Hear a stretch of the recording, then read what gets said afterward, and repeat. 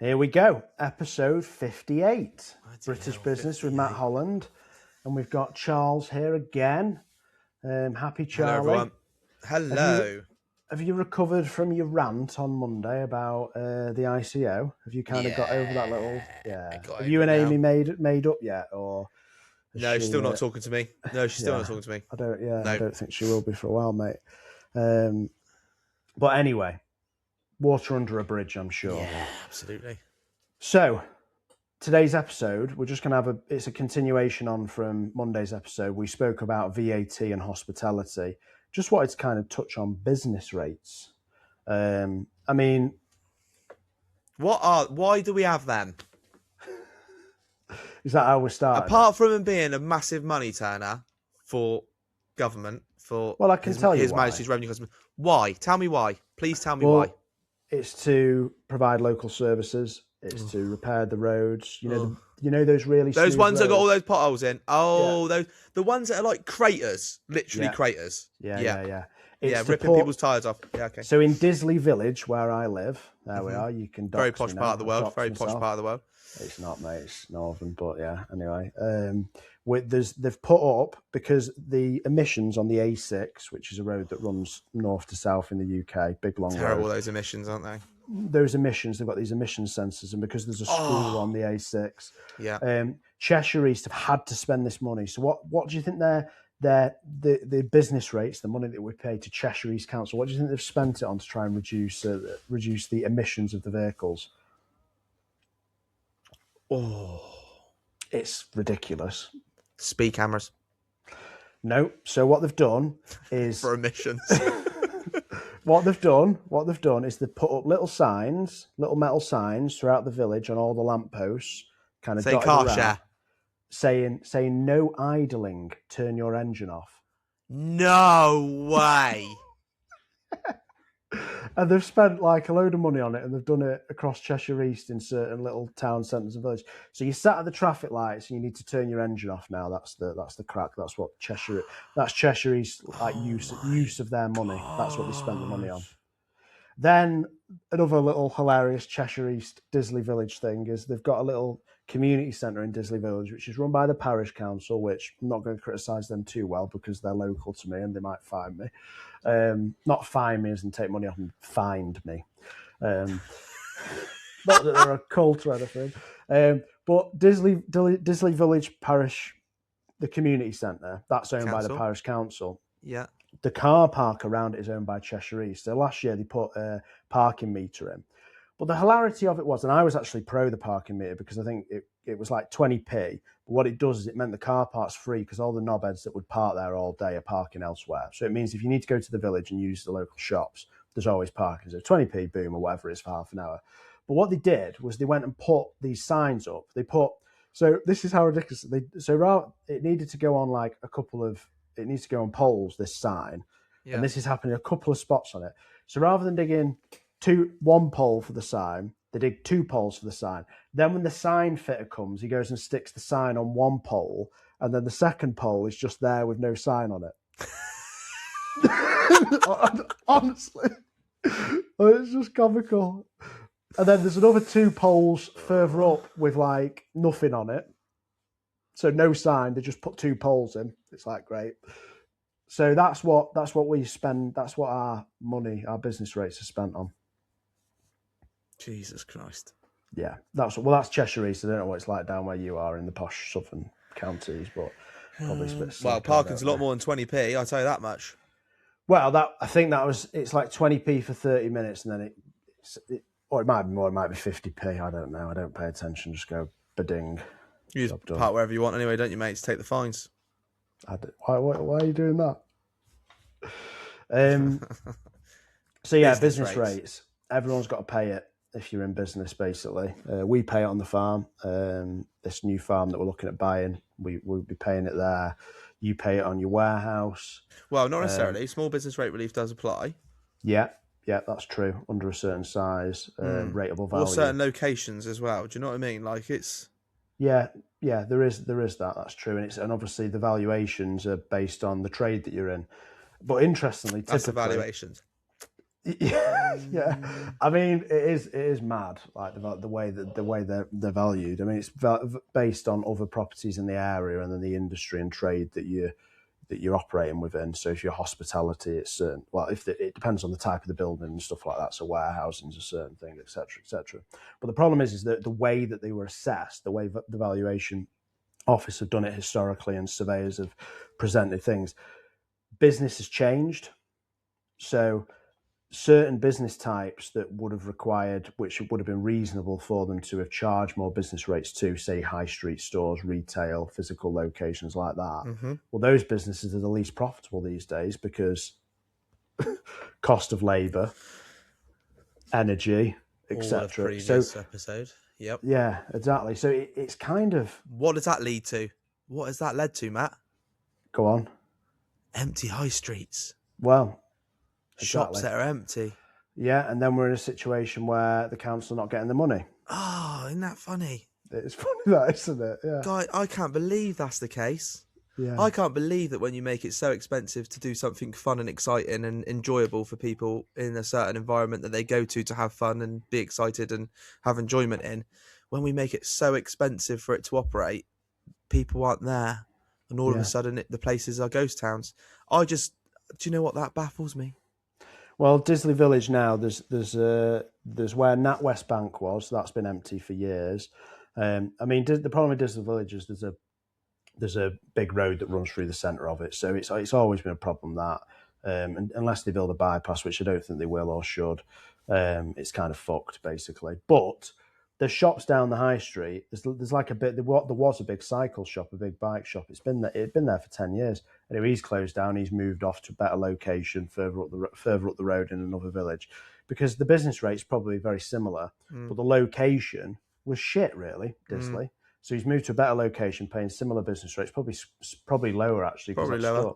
Yeah, but because he had a high square footage, it's like, and they're also doing the rateable value on external space at the back, car parking spaces, the storage, etc. It was a big unit. Now that's sat empty. Yeah. And I honestly cannot see another business taking it on. No. Because and we talked about retail and hospitality. There's been a lot of the news about that lately, right? Mm-hmm.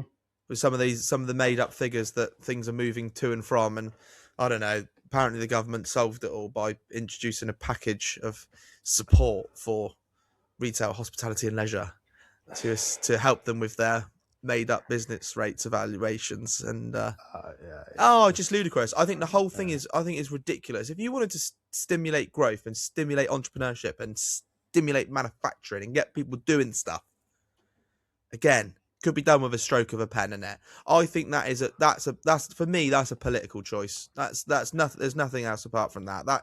It's a choice. Well, it's just a choice. You either could solve it or you don't really want to, and that's it. Simple as that. I think it comes down to the people sat in the cabinet. Doesn't matter about the party colour. So obviously we've got Labour in the moment, but the big problem with Labour, I find, is that within that cabinet right now, there is not a single person that has ever ran a business. No. And I just find that shocking. Now, business owners as a percentage of population, because I looked this up, I can't remember if it was on the podcast with you or I was catching up with someone, but it's 16% of people run businesses in the UK, like own a business or are self-employed. That's the important thing. So that's cabinet, a lot, isn't it? It is quite a decent. It was more than I thought, to be honest with you. I was catching up with Ryan from School of Play. I think it was him I was chatting to about. But 16%. It's not that much, but it is maybe a bit more than you would think. I don't know. No, I think there's quite a lot of businesses. But I was thinking, you mean from a political voter aspect, right? Is that what you're trying to say? It's actually the pool of people. I mean, it is a lot of business when you think of the number. But yeah, in the terms of like decision making processes, yes. The voter pool is it's far bigger in other areas than it is in the SME space. Yeah, 100%. Exactly. Yeah, people are self-employed, but then also the cabinet is not representative of that percentage, is it? No. So there isn't 16% of the cabinet that have worked in the private sector, working for themselves, self-employed, and that's a problem, I think. I think so too, because they don't understand how hard it is to run a business. Nope. Take the risk. I mean, they put the take that dividend threshold. 100 grand a year to be an MP and with all your expenses. Easy, innit? Yeah, I mean, there's a lot. Yeah, there's a lot we could touch on there, but maybe. Oh yeah, we're going for days, but we're talking about business rates, aren't we? Yeah. So, and I know there's been some ridiculous rises for quite a few, for pubs, for restaurants, etc., etc. And I think some of those things are absolutely ridiculous. I mean, we're quite fortunate at the moment in a sense that we get small business relief on this space that we operate in, but this space that we operate in isn't going to be big enough for us for too long if we want to grow and progress and keep this thing growing and surviving. Why would you want to grow it, Charlie? Why would you want to do that? Well, because at the moment it doesn't generate enough income to support the number of people that it's doing. So it needs to be bigger. Yeah, yeah, right. 100% needs to be bigger. Yeah. But do you feel incentivized? No, not at all. No, we've said that before, haven't we? That I don't think there's no incentive to do it, is there? I think is there an incentive? Well, I think there is. Like, I think if you want to be successful and you want to do something with your one shot on this planet, then yeah, I think you do go and do it, don't you? I think there is that element. And I think, working for yourself and creating something that's great and be able to say, look, this is what I've done. For me, that would be absolutely fantastic if we get to a position where it's like, oh, Jesus Christ, look, they've done really well, haven't they? Look what they've created. Look how many families they've supported. Look how many people they've given jobs to. Look how many businesses they've helped with their branding. Look how many other people they've supported along the way. Like, that'd be absolutely fantastic. And I think that's why we do it, isn't it? But from an environment, I'm not asking for necessarily for support, but we are asking authorities and governments to set us an environment that allows us to then go and succeed, aren't we? Yeah. That's what we're hoping for. But I think there's lots of areas where we aren't allowed. It's almost doing it with your hands tied behind your back sort of time, isn't it? But we've said that to a blue in the face. It's just ridiculous. So at the moment, you're eligible for small business rate relief. Yeah, but we want more space. Yeah, exactly. So your unit at the moment is a little bit tight. You can, I mean, my view on it is I think operationally you could probably get more out of the space, just my opinion. But more space makes it a lot easier, and maybe it's more cost effective to have more space potentially versus having multiple shifts and all the rest of it. You could look at that. But the problem is you've got the rent or mortgage, the capital to buy the place if you needed a bigger place. But then on top of that, as soon as you go to a second site or a bigger site, business rates are coming for you. And it's not just, you're getting small business rate relief. It'll go from that. It'll go from zero to right, you're paying it. Yeah, that is, yeah.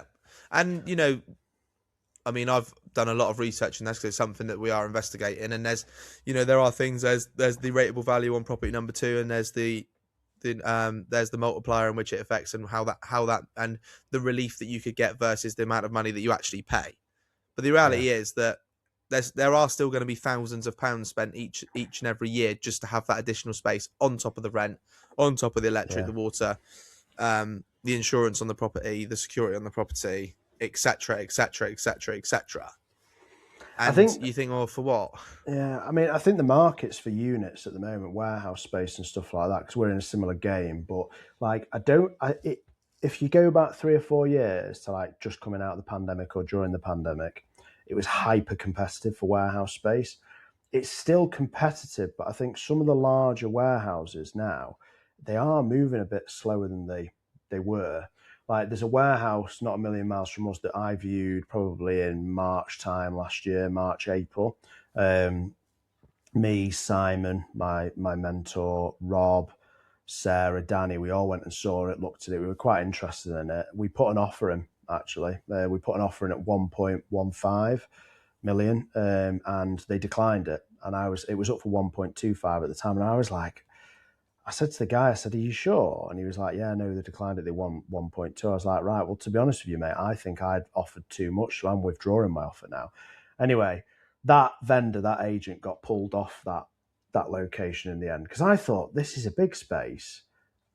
The direction the economy is going, I just can't see another business going in there in the short term. It was only 8,000 square foot, but it in our area, it was quite a big unit for where we are, slightly ruralised. Anyway, someone went on it, so a new agent got on it. They then marketed it. They got someone in. Someone was buying it. Anyway, it's fallen through at legals.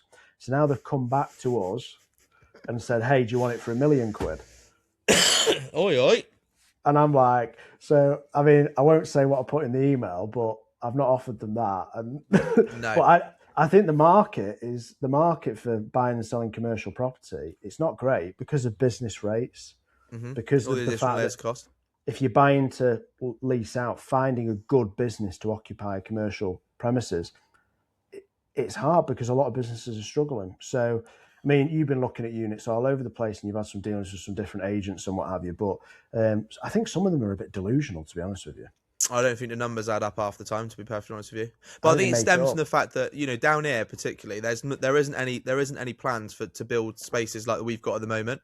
Yeah. So if you talk to people who develop these sorts of things, they say, well, actually, unless you're buying it to lease to then rent it out, there isn't much point doing it because you can't buy it for the amount of money that you're supposed to be selling it for. Okay, fair enough. I don't know the ins and outs of it, but that's what I hear. And then you've got the fact that there's no planning at the moment for anything like what we've got now. So there's no new developers coming in. So businesses that maybe start off in, I don't know, a garage or a back bedroom or just a van on the road and want some additional space for storage, etc., then don't have that opportunity to go in and find it, which means they start making up silly prices for the amount of space that you're currently renting at present, which again puts pressure on your whole ecosystem and your whole business itself, because ultimately it's going to cost you more to sit in here. And then when you want to grow from that next one, that jump is humongous. So for us, at like just under 2,000 square feet, there's a few available just on the other side of the city. But you're probably looking like 6,000 plus with a yard. Okay, well, unless I want to go from spending, I don't know what it works out at, but maybe £1,500 a month, all of a sudden I'm going to 6. Yeah, it's a lot. It's, you know, it's like, well, hang on a minute. Like, and then you've got the business rates on top. Yeah, on the business rates on top. Yeah. So it becomes completely and utterly unviable. You've got all the things like, you know, if you're you've got to upkeep the place anyway, keep it nice. You've got to make the improvements. Repair, you know, for repair and leases and stuff. It's just it's just ridiculous. But one of those things that could be eradicated, yes, is business rates. Stupid. Absolutely stupid. Or be restructured. They need to redo them, I think. Yeah, they have redone them, though. They're just going to charge you a bit more from April 26. Yeah, it's like, it's been done. They've changed it. They've restructured it. And from April 26, your rateable value will now be more than it was last time. But the multiplier, we're going to freeze the multiplier, or just taper it in and all the rest of it. Yeah, that warehouse up the road, it's been vacant for the best part of a year now. Landlord thought he was going to get a good sale. They've dropped the price. I'm laughing at them, going, "Well, good luck," kind of thing. And there's another unit down in Bradbury, southeast Manchester. Another one, similar thing. It was a paint factory, I believe. Went up in flames 10, 15 years ago. It's been a ruin. They've rebuilt it. But basically, the developer that's rebuilt it, by the sound of it, they are fucking desperate to sell it now because it's cost them so much money. Them so much money because of labour costs, material costs. They started planning to do some of the works early pandemic, but they will have been on some kind of mortgage facility when they acquired the land. Then they've had to put their own cash in. It's a commercial property developer, but they're like, we need to sell. They want to do a deal. It was up for 1.6 million, and the agent was like, "Oh no, we can maybe do like 1.3." I'm like, "You're making this up?" Like, and there's a lot being made. There's a lot of things making up. There's a lot. And then I said, I think me and Simon said like, "Oh well, we think it's like worth like 1.1." He's like, "Yeah, probably." What? So, but you want to be in those big spaces, right? Don't you want to be trying to do more? You want to be trying to, buy more stock and sell it, turn it quicker, and doing those exciting things. Yeah. And then you turn around on the flip side and you're like, okay, well, yeah, the entrepreneur in me wants to do these fantastic, great things and push. Yeah. But you don't want to make that decision where you ultimately stick your foot in it and all goes bang because you've made, it hasn't quite worked out, and actually you don't have enough time in the short term to cover the cash flow. It's like, it's just a catch-22. I think the market for buying and selling commercial properties is, I mean, I'm not in that game, but neither am I, completely and utterly not. But I'm having lots of conversations about it at the moment, and have done for the last 12, 18 months. I think the appetite from lenders now is actually really strong to do deals. So we've just had obviously for that farm, we've had a mortgage offer come through, and it's been very preferable. It's been decent. And I spoke to someone at the bank, in a separate department, just coincidentally, because it was more of an agri conversation that for something else. But they were like, yeah, I'm not surprised with that rate. There's a real drive to do some volume. But if you think about these banks, if they're not doing deals on commercial mortgages and bits and pieces, they've got a big commercial mortgage team that are sat there doing nothing. They've got all the wage cost of that. Yeah. They need to do a certain amount of volume. So at the moment, some of the conversations I've had is they're doing really good rates. So base plus X, that plus X, and I won't say the amount. They're being very commercial because they need to do some deals. Even the banks. So the banks are feeling it. Yeah, which is very interesting. I think everyone feels it, mate. I think they do. It don't matter what. I don't think it matters what industry you're in. I think everyone kind of knows the experience and knows what's going on, don't they? Yeah, it's a bit of a shit show basically at the moment. Yeah. Anyway. So, ChatGPT question of the week. We had fact of the week on Monday. We've got ChatGPT question of the week. Is it going to be like one of these spiritual ones that I just think I'd have to like ask you to repeat because I don't understand it? Yeah, because you're fucking God, here we go. Southern. No, actually, it's quite good. I think this one. So I'll just if you were Chancellor for 1 year and your only goal was to grow UK small businesses, what 3 changes would you make and what would you cut to pay for them? Oh my God, I got to fully cost it. No, I got to fully cost it on a whim. Well, I know what you'd do. You'd cut the ICO. If I just chuck something out in the open, it doesn't make any sense and doesn't add up, then you can just call me Nigel, can't you? You've broken your own rule there. You've gone political, but anyway, go on. What would I cut? Business rates would be number 1, wouldn't it? So you'd restructure it and do what with it? And no, I wouldn't restructure it. I'd get rid of it. Wow, how are you going to pay for that? I wouldn't give a shit. Okay, Nigel, carry on. I wouldn't care. Well, you're trying to stimulate growth, right? Yeah.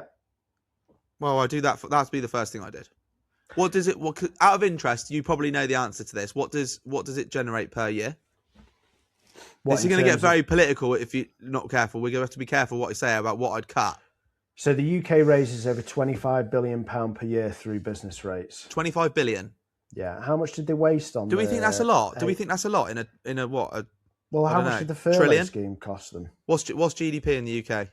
Well, let's slow down with because we don't have we can't get in the figures, can we? Yeah. 25 billion is what is the revenue that's generated through business rates. Like, I mean, a good question would be how much did, I don't know, what's that ridiculous train line that they were going to build and then they HS2? Hey, how much did HS2 cost? How much do you reckon that cost? Oh, silly amounts. They reckon the planning costs more than some of the rail developments in the rest of the world, don't they? Well, the full original HS2 network was projected to cost 100 to 110 billion in 29 prices. But hang on a minute. That would be fantastic though, wouldn't it? Would it though? I've been thinking about this the other day. Why should we not have a high-speed rail network? I don't get it. Well, because we can't afford to do it because of all the health and safety bullshit. Yeah, exactly. This is the point. It's all the red tape. It's all the planning applications. You just scrap a lot of it and make it really easy to do cool things. And then you'd be able to go and do it, wouldn't you? So they've had bullet trains in Japan for I don't know how long. They've had fast trains in the rest of the world. They've had good trains in the rest of the world for donkey's years. You bang on. So let's zone this back in. So the question, so your thing is cut red tape. Yeah, cut red tape. Because in France and Germany, France especially, they don't give a fuck about health and safety, do they? No. So we. I don't think I do.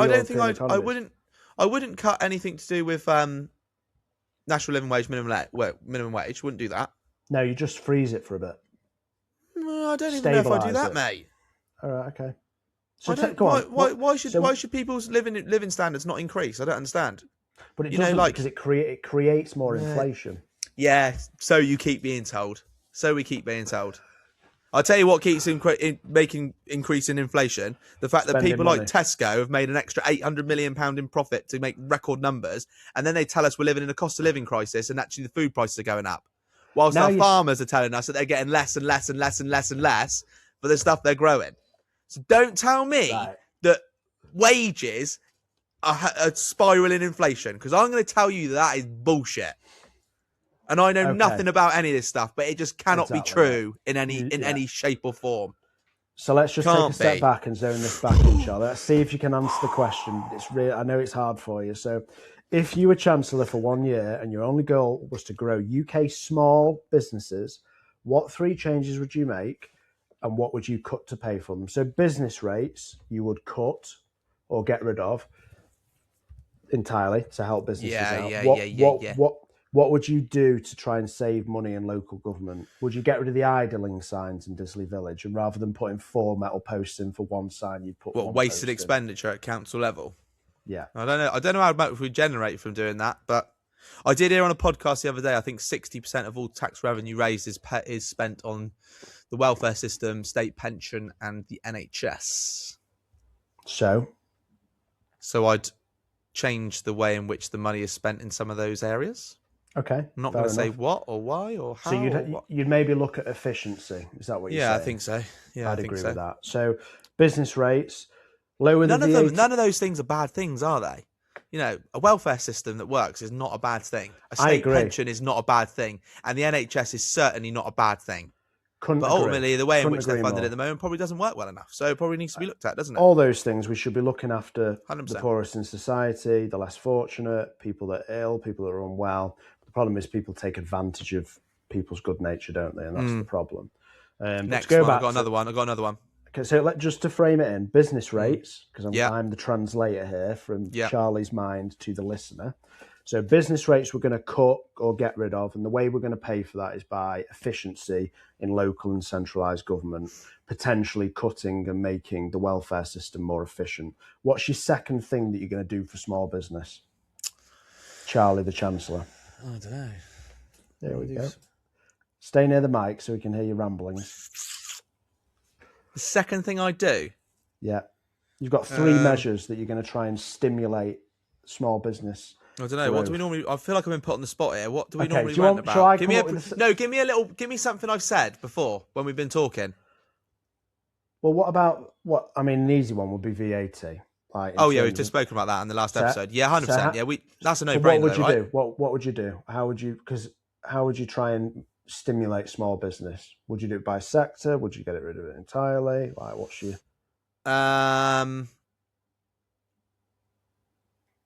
Do you want me to tell you what I would do? Should we answer this question together? Shall I help you out a little bit? I'd do it by sector.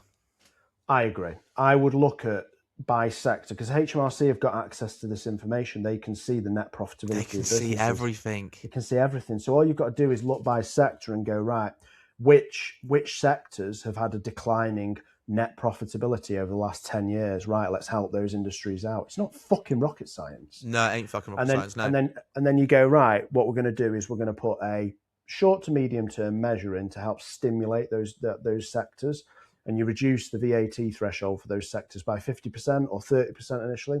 And then you look at a couple of years of tax returns for those businesses and go, has it made a difference? Are these businesses more profitable? Are they able to hire more people? Are they able to take dividends out? Are they able to do X or Y? How do you pay for that? How do you pay for it, Charlie? More efficiency in the welfare state? Is that what we're saying?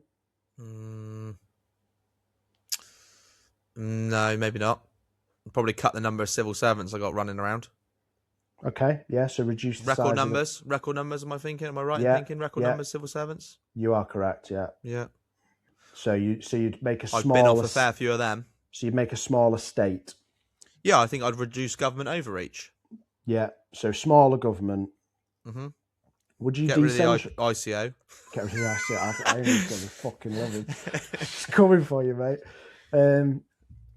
I think like a more efficient government. So business rates VAT. What's your third thing? What's your third measure you go for to help stimulate small business growth? Well, I think it'd be quite drastic if you look at things like energy consumption, wouldn't it? I'm thinking manufacturing. How do we I think for me, like, I don't know. I'm not an economist, but are we not talking about the same money moving round and round and round and round and round in circles over and over again? Is that not what GDP is? Because yeah. ultimately, we don't export shit, do we?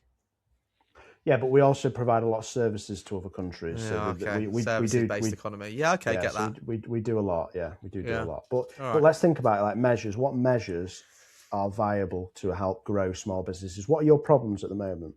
Space? Yeah, but what would I do there apart from what things we've already said about doing? Well, Build more. We could build more. Exactly. So We could maybe reduce planning and red tape.